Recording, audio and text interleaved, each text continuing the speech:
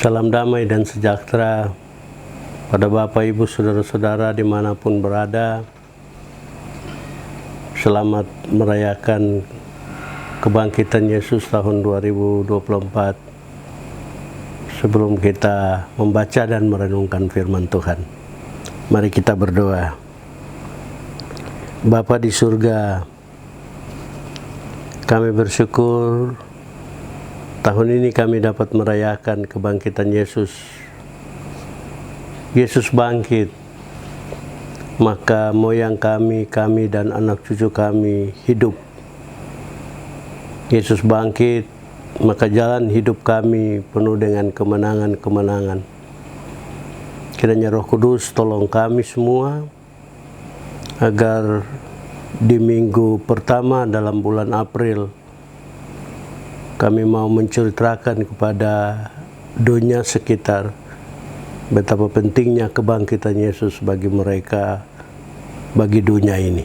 Amin. Saudara-saudara, dari firman Tuhan ini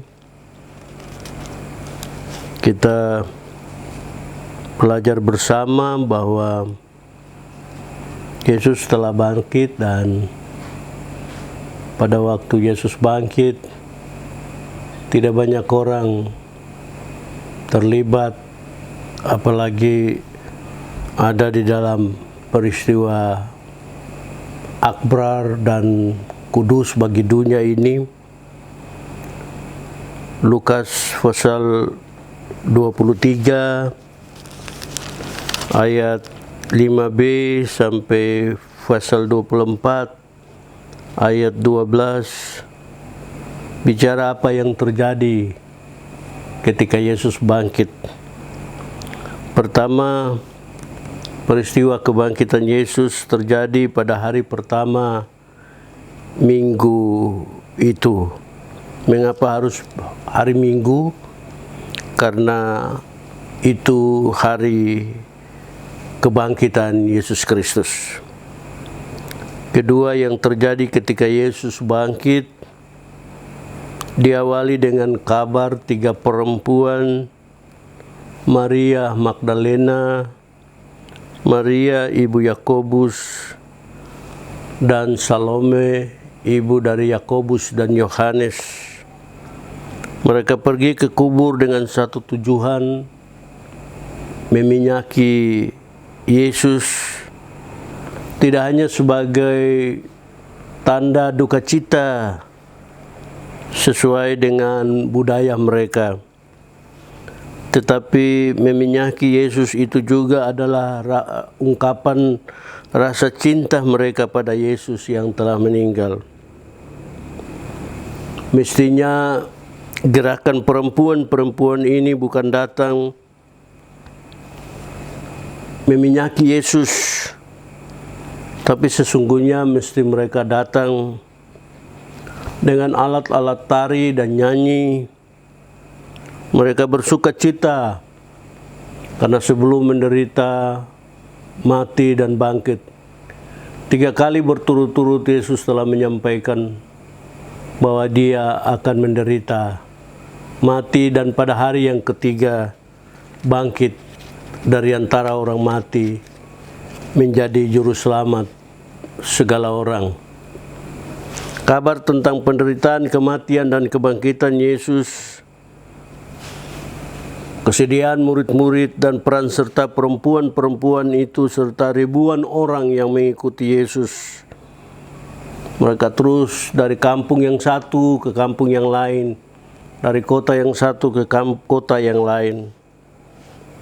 Mestinya para murid tidak bersembunyi dalam keadaan ketakutan karena guru mereka yang mereka sanjung, yang dapat memberikan pengajaran-pengajaran, telah tiada. Tetapi mestinya mereka datang berombongan dengan kelompok 11, kecuali Yudas, untuk mulai menghitung detik-detik kebangkitan Yesus.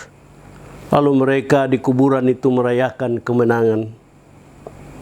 Tapi karena mereka berada dalam ketakutan, Maka laki-laki 11 murid itu tidak mengambil inisiatif untuk datang menyaksikan kebangkitan Yesus.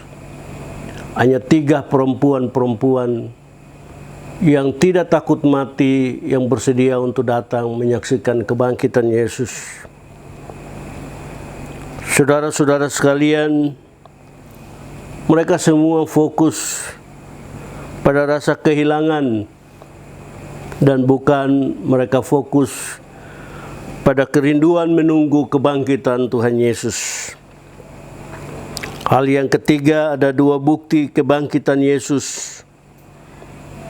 Kubur yang Yesus baring kosong. Yesus menampakkan diri kepada para murid. Yesus menampakkan diri kepada perempuan-perempuan. Yesus menampakkan diri kepada orang yang berjalan ke Emmaus.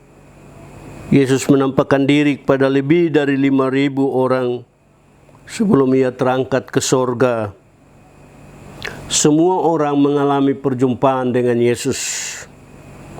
Ini membuat sehingga mereka menemukan berkat besar dari kebangkitan Yesus Kristus. Dari firman Tuhan ini beberapa hal perlu kita belajar bersama di minggu pertama sesudah kebangkitan. Di minggu pertama di bulan April. Pertama, kita diharapkan untuk di minggu yang baru tidak bersikap seolah-olah ada di kubur yang kosong. Tidak bersikap sedang meratapi keadaan terpuruk dalam hidup kita. Tetapi di minggu yang baru kita diharapkan bekerja, bersorak-sorai, pergi keluar, melakukan pekerjaan sehari-hari kita sambil memberitakan tentang kebangkitan Yesus. Membangun kerajaan Allah supaya kebangkitan Kristus mendapat tempat di banyak orang. Di minggu yang baru kita diajak untuk membiarkan Yesus Kristus masuk dan mewarnai kesenangan-kesenangan hidup kita. Masuk dan mewarnai sukacita-sukacita kita. Di minggu yang baru kita diajak untuk menjadikan Yesus sebagai jalan keluar dari masalah-masalah latin yang selama ini kita dapat. Ketika Yesus menjadi jalan keluar bagi kita, Yesus pasti menolong kita untuk menemukan jalan-jalan yang panjang tetapi penuh dengan berkat-berkat yang tentu. Hal lain yang perlu kita renung dan kerja bersama, kita tampil melalui kata dan perbuatan. Cara bertindak kita mesti mencerminkan Kristus yang hidup di dalam kita. Kita mesti memberikan bukti bahwa Yesus bangkit. Yesus akan membuat orang lain mengalami perjumpaan dengan dirinya. Ini memang menjadi tantangan berat untuk kita. Bahwa Yesus ingin berjumpa tidak hanya dengan kita, tapi Yesus juga ketika bangkit mau berjumpa dengan masih banyak orang yang jauh. Tantangan kita untuk bekerja mendapatkan banyak orang berjumpa dengan Yesus. Itu fokus kita, itu target kita di minggu yang baru. Kepada semua saudara, selamat merayakan Paskah. Selamat mengakui kebangkitan Kristus Yesus Tuhan dan Juru Selamat dunia. Dengan satu cara sederhana, membiarkan Yesus Kristus mengambil alih kesenangan-kesenangan kita. Membiarkan Yesus mengambil alih kebahagiaan-kebahagiaan kita. Maka Yesus Kristus akan memperkuat itu. Dan itu akan tiba turun-menurun kepada anak cucu kita. Sampaikanlah pesan kepada dunia sekitar. Yesus sudah bangkit. Kita sudah menang. Maka hidup kita adalah hidup di dalam Kristus. Hidup dengan sesama. Hidup dalam kemenangan yang satu, kepada kemenangan yang lain sampai hari Tuhan datang. Amin.